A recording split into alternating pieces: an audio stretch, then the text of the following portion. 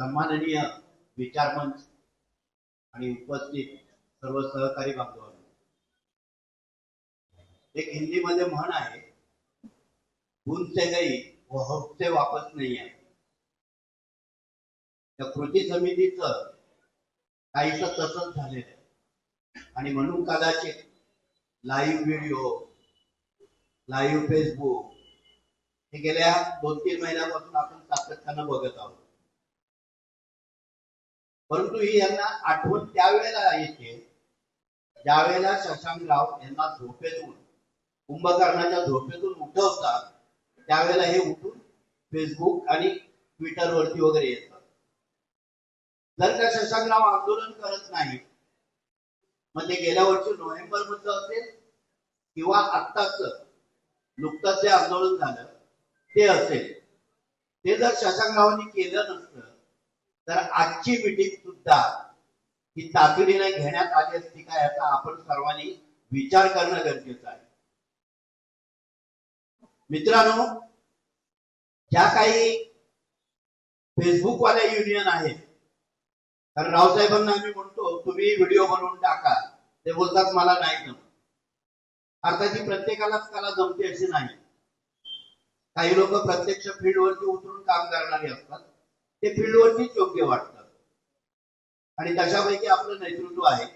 त्याच्यामुळं व्हिडिओ वगैरे याच्यातून आपल्याला ते शक्यतो कमी दिसतात. परंतु बेस्ट वर्कर्स युनियननं दिलेल्या चार्टर ऑफ डिमांड वरती, जे काही बेस्ट वर्कर्स युनियननं चार्टर ऑफ डिमांड दिलं होतं, त्या डिमांडच्याच मागण्या घेऊन हे कृती समितीवाले जे काही 2-3 महिन्यापूर्वीपासून नाचत आहेत किंवा कामगारांमध्ये संभ्रम पसरवत होते, 3 महिने झाले अजून ऍग्रीमेंट नाही, सकारात्मक चर्चा चालू आहे. आजचं फेसबुक आपण पाहिलं असेल, आजच्या फेसबुक मध्ये मान्य केलं जात आहे की काय जादूच्या काडीनं ताबडतोब करार होत नाही. मग हीच गोष्ट बेस्ट वर्कर्स युनियनलाही लागू होते.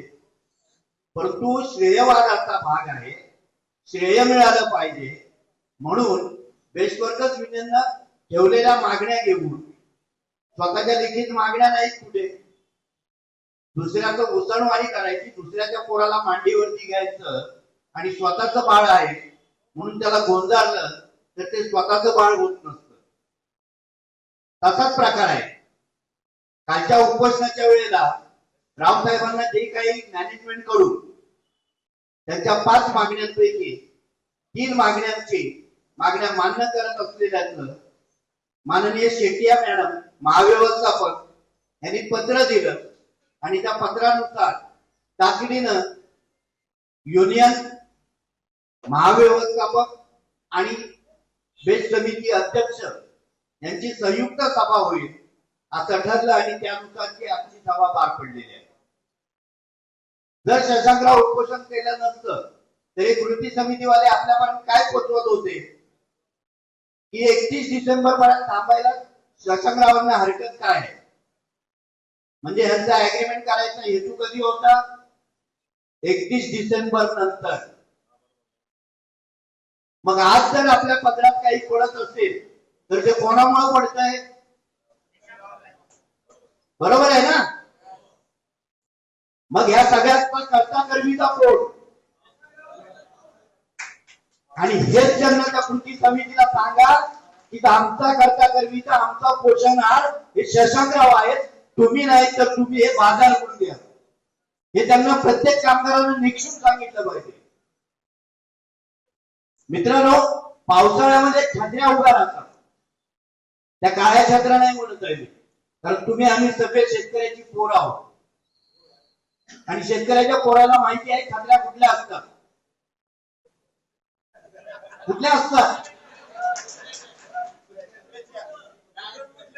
ह्या पावसाळ्यात उगवलेल्या सगळ्या छत्र्या आहेत आणि ह्या छत्र्या का उगवल्या आहेत? कारण पाऊस पडतोय म्हणून. आज बेस्टीमध्ये कुठला पाऊस पडतोय? आज बेस्टीमध्ये एक नवीन युनियन जन्माला येते, कारण बेस्टी ही सोन्याचा अंड देणारी खाण आहे.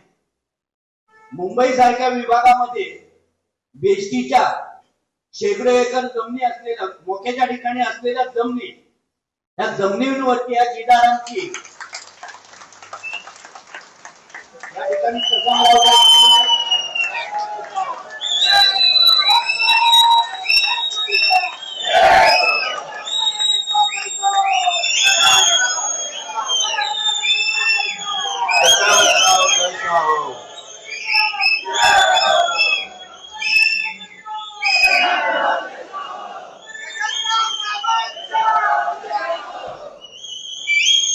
शशांकराव साहेब आगे बढ़ो, राव साहेब आगे बढ़ो, अनिल जाधव। तर बेस्टी ही सोन्याची खाण आहे आणि या खाणीवरती या गिधाडांचं लक्ष आहे। या गिधाडांना बेस्टीच्या लटके तोडायचे आहेत आणि यासाठी दर दिवस एक नवीन युनियन जन्माला येते। काही युनियन प्रत्येक ठिकाणी फिरून सांगतायत बेस्टीच्या जमिनी विकत नाहीये तर विकास करणार आहोत, परंतु विकास करत असताना माझ्या पायाखालची जमीनच काढली गेली तर मी तोंडावरच पडणार आहे ना।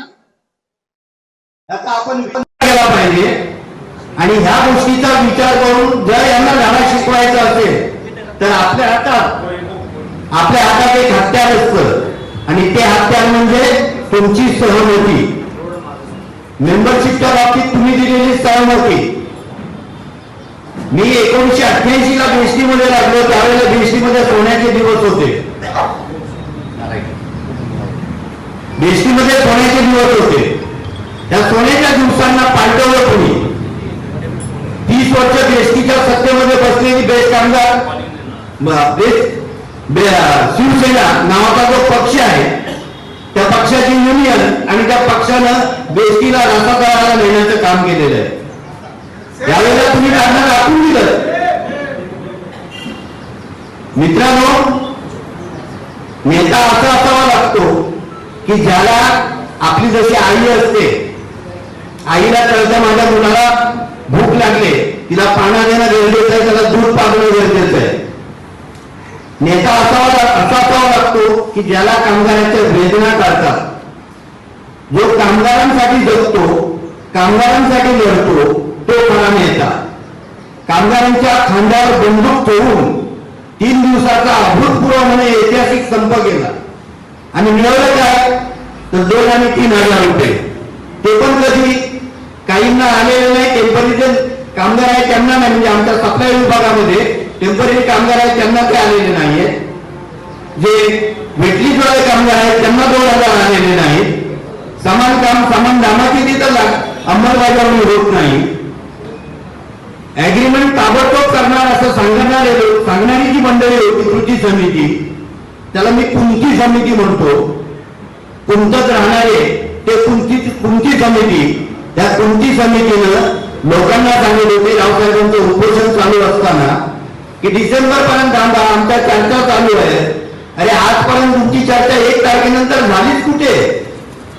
झाली का 1 तारखेनंतर चर्चा? मग खोटं कोण बोलत होतं? जर का रावसाहेब उपोषण करत नाही तर आजचे प्रश्न सोडवण्यासाठी बेस्ट प्रशासनानं पावलं उचलली असती का? आणि यासाठीच आपल्याला ही जी एकजूट आहे आपली, ही एकजूट अशीच कायम ठेवायची आहे। जे काय झालेलं आहे, जे काय मांडायचं आहे तो रावसाहेबांचा अधिकार असल्यामुळं मी त्या विषयात घुसणार नाही।